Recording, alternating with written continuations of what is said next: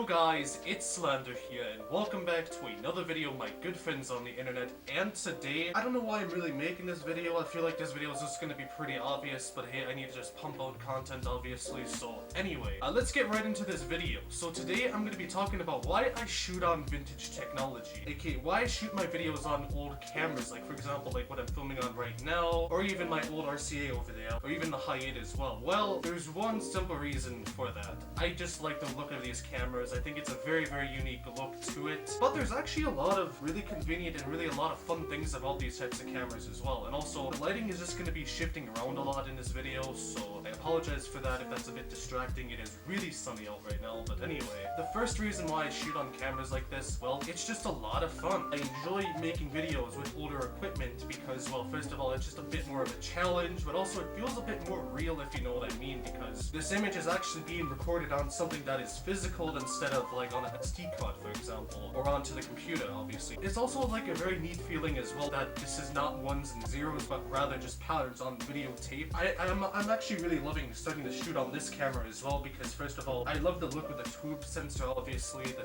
tube technology, but also it's just, this camera is just a lot of fun to shoot on as well, and it looks very interesting. I've never seen a camera that looks like this. And also, this is the oldest camera that I have as well, so yeah. Most of the time, it's a lot of fun because, first of all, the image just looks so unique and so vintage and just simply so retro, obviously, especially right now with the older VTR as well, and combined with the tube sensor, and as well the sound also just simply sounds really vintage as well. It just looks really cool, honest to god. I just love the look of these old cameras, especially the one I'm shooting on right now. Like I said, something about the standard definition and the lo-fi-ness just makes the video feel more real, and just, it's like how like most professional videos are like really high quality and using the newest stuff. My channel is just the complete opposite. It's just, it feels more real, obviously, and I really like that, and I just dig it so much. And I feel it just fits my style so much as well, because the videos just, they feel more real. They look a lot more real as well. Also, the process is just a lot different, you know, getting the footage on the computer, you have to capture it, and it just, again, more of a real process. And also, it just very vintage look to it as well, which I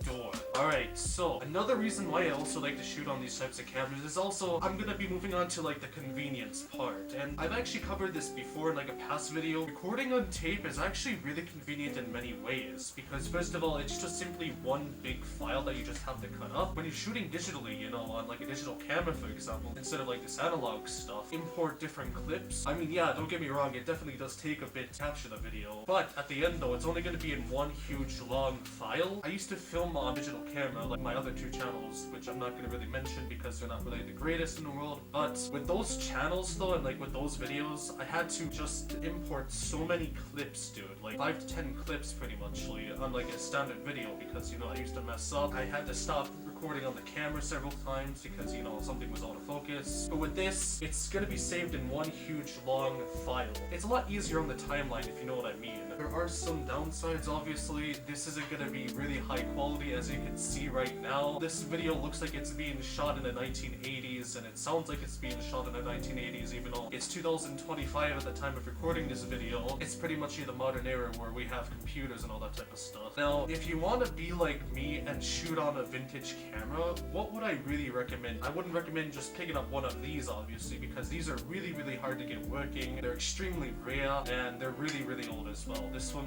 is from 1984, and it's pretty old, but it's a lot of fun to shoot on, like I said. If you're able to find one of these working, get one. They're a lot of fun to shoot with. But for VHS cameras, well, what would I really recommend? This is what I would recommend you guys getting if you want to start shooting on VHS or even on analog. It's from 1987. Well, it's not the oldest, actually kind of at the butt end of VHS cameras, but you'll find this thing working pretty well. The only issues that you're going to really be having are going to be with the VTR sections. I shot a couple of videos on it before. The VHS cameras are really difficult to get working, or find even working. Alright, so I want to excuse the poor lighting.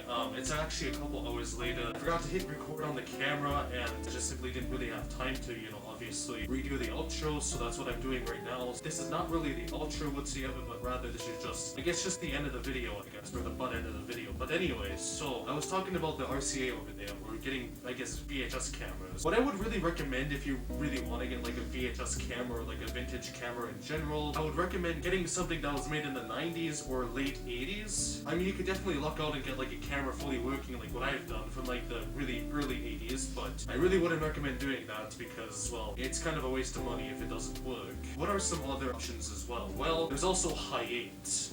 I can go get my Hi8 camera really quickly as well if you're wondering. This thing right here. These are, first of all, are really reliable. Most of the time when you get like a Hi8 camera like this, they're actually fairly modern. They most likely are from like the mid 90s to early 2000s, and most of the time they're actually going to be working fairly decently. This one is from 2003, it's a Samsung, and I would highly recommend getting this one. It gives off a pretty vintage look, obviously, but it's definitely not the most retro. Now, if you really want a stronger effect, you could just always copy the footage onto VHS tape and record at a very low speed. But Hi8 is always going to be fairly reliable, and so is the VHS-C. Now, one thing that happens to these cameras a lot of times is that the VTR just simply just stops working a lot of times, and what ends up happening is that, well, you can't really record inside the camera, but you could always hook the camera up to a VCR, even to your computer as well, and still get fairly retro-looking footage, even though there's not really any fun in shooting with a computer and shooting digitally with these types of cameras. It's always a lot more fun shooting the analog way, if you know what I mean. The VHS-C camera that I own, a fun story about that, I got that thing like a couple months ago, and I had no idea that these types of cameras definitely have these types of issues, and I got it. I had to wait a week for the tape, and then I find out that the VTR just simply doesn't work whatsoever, and I wasted $30 on a tape and wasted a lot of time waiting for the tape to come, and I was really mad and sad about it. But I was still able to record with the camera, obviously. I just hooked it up to the VCR and recorded on the VHS tape, and it worked out fine. But yeah, anyway guys, I hope you guys enjoyed this video. Leave a like if you liked it, and yeah, I'll see you guys right on the next one. Have a good day everybody, and bye.